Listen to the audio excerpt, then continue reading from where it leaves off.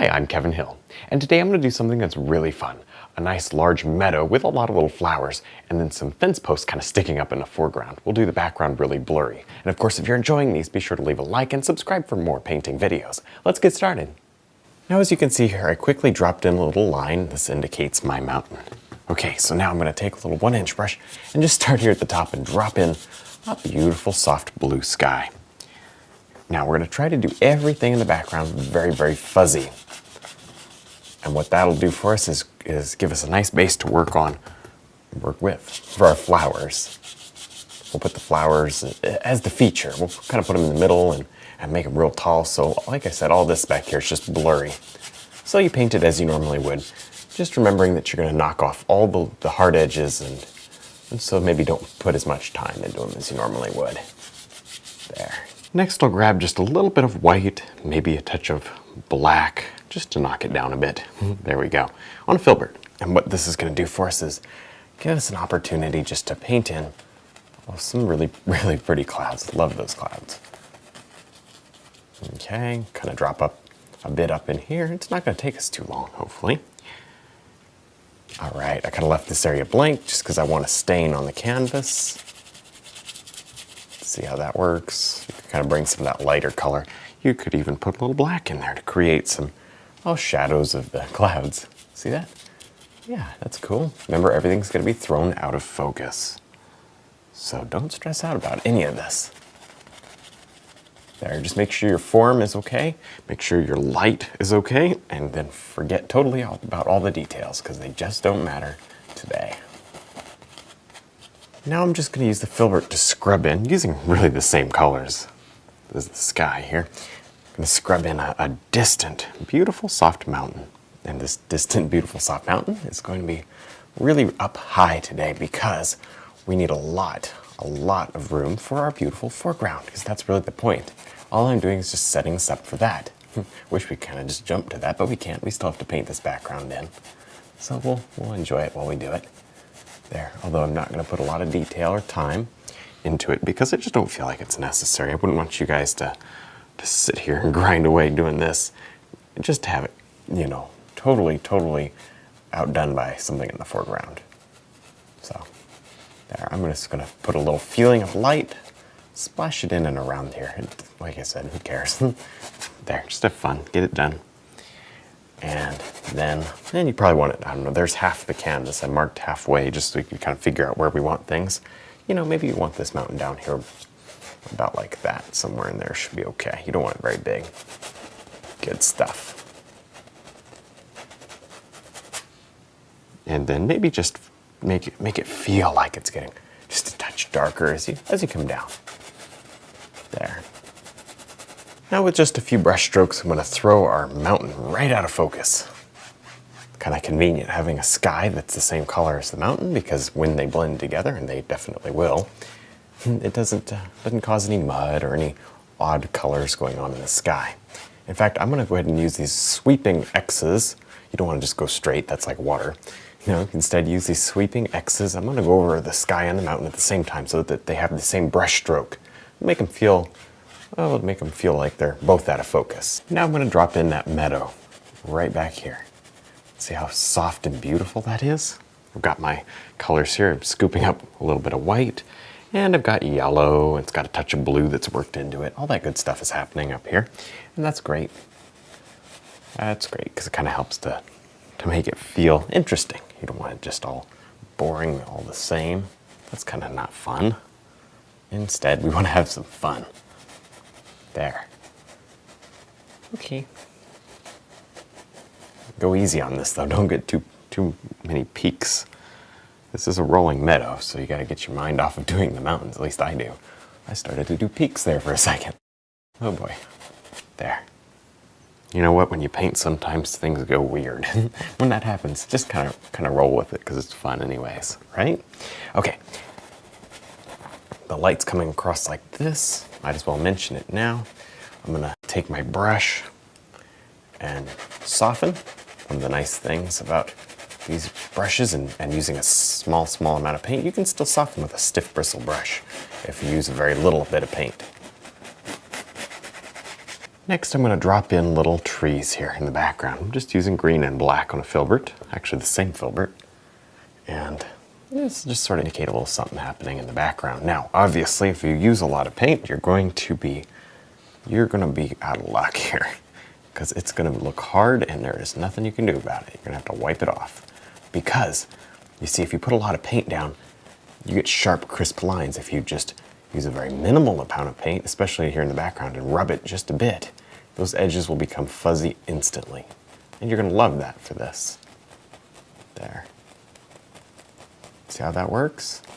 It's not crisp, not even close to crisp. There, that is what we want.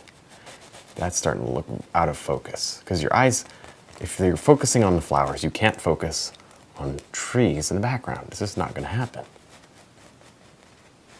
Now I'm using really the same idea to create, wipe some of that paint off, to create a little evergreen up here. Now this one's close. This one's fairly close, because here's how our lay of the land is going to work. I realize that it hasn't worked that way yet, but we're going to do it. This kind of represents a line where this is going to be really close, fairly close, and this is like super far away, but it still is all blurry because our eyes are focusing. I'm making your eye focus on the beautiful flowers in the foreground. All right, that's how it goes. And it's important that you guys know, because if you don't, you may struggle with this, or it may be confusing. So that's why. See, I'm being fairly careful. It's easy to make an evergreen that's sharp and crisp, or even one of those ones that looks slightly far away, but this one looks close, but it's blurry, so it's not quite the same. So I'm just thinking about it a little more. There. It still needs to be dark, otherwise it won't look close. That's probably a good idea too. After I get this thing dark enough, let's use the detail round. Let's use the blender brush. Let's use the blender brush to see what we can do about getting some fuzzier edges, because it needs to be dark, so in order for it to be dark, you have to put a little bit more paint on the canvas. There, so anyway, we're doing stuff that's pretty cool. Pretty good stuff.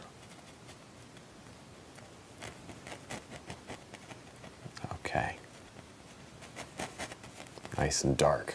Has to be darker than those trees back there, or it's just not going to look right. And it comes all the way down to about here.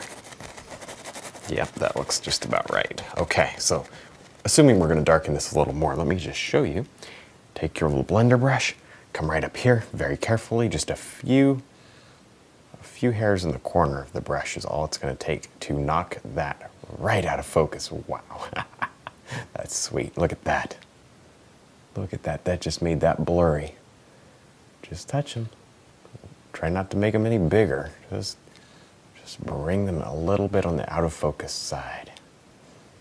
Now I've just spent a couple of seconds kind of dropping in what feels like an old fence here. There, that's good. Okay, so now I'm going to grab a little detail round. And these fence posts are not done. I just kind of put them in place here so that I would get an idea of where we need to put our flowers. So finally, the whole painting should come together here. I'm going to cut the canvas in about half, and just, maybe half inch under half. I want to start painting in some flowers. These flowers need to be quite large. There, and you're going to note that, well, there's going to be some mixing that goes on. If you get too much mixing, and I'm almost getting too much mixing here. Tell you what, let me show you. Take a paper towel. Don't smear this. Just kind of absorb it like this. See that? Watch this. I'm going to go right here. And this is just, it's one of the best tricks you'll ever learn for painting with oils. Take a paper towel. Don't smear it. Just absorb it. Leaves a little texture. It doesn't matter. Watch the difference.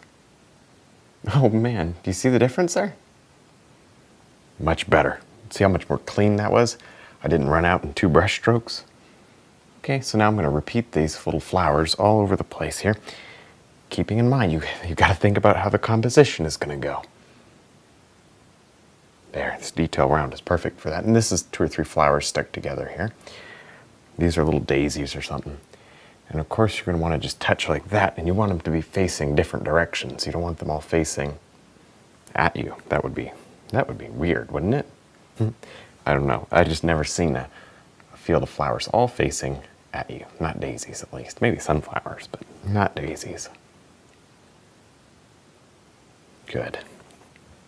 So I'm going to work with a nice flowing composition here. I'm going to add a ton of them, and there's no real quick way to add the detailed ones. So you're just going to have to sit here. If your color gets to be a little too green, you can mix up. It's really just white, touch of yellow. I put a touch of yellow into it just to, I don't know, make it feel warm. There. So I'm just going to keep going.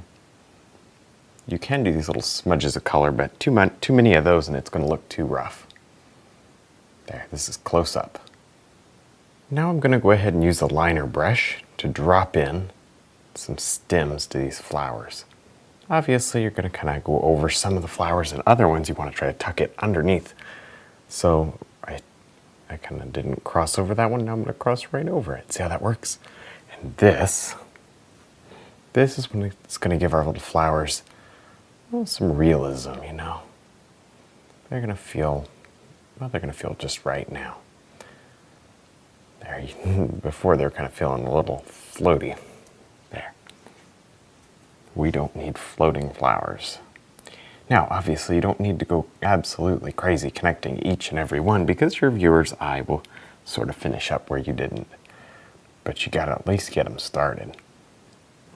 And then I'm going to do tons and tons of liner brush work down here just to create all different highlights and stuff. I'll use varying shades of green right up in here. So I've already put the leaves in just with the little detail. I just was kind of doing some quick X patterns to get those.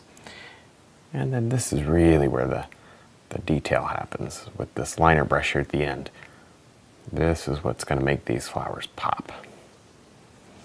Now that I'm done with our overall foreground here, not the fence, but just the flower part, and I like it, then we're going to go ahead and move on now to the background. I just wanted to make sure we had the foreground established, and then we figure out how many flowers we want back here. You could tap this on with a brush, but I think I'm going to go ahead and not do that, just because I want it to be a little softer. I want the indication, really the feel of a bunch of individual flowers. There, see, this isn't super far away. I mean, just look at those trees, even those trees. And this is closer than that. You know, they're not that far away. So the point is, I kind of like what this brush is doing. There, see that? That's really pretty. You know, obviously you want them nice and blurry. You don't want them everywhere, you kind of want them in little patches. There, that's cool. Now really one of the last things I want to do up here is just drop on a touch of highlight to our fence posts. There, isn't that pretty? Didn't take a whole lot, but just enough to kind of give the feeling of a little light hitting it. Part of kind of the center of interest, so you definitely want to detail it out a bit. There, this is fun. And it's kind of up to you. I may make this one, probably will, a bit of a square post. You can do that. It doesn't really make a whole lot of difference to the painting, it just kind of depends on what you feel like doing. There you have it. All right, well, I think we're done. I had a lot of fun. I hope you did too. Don't forget to check out my website, my DVDs, and also my brush line. Thanks for watching.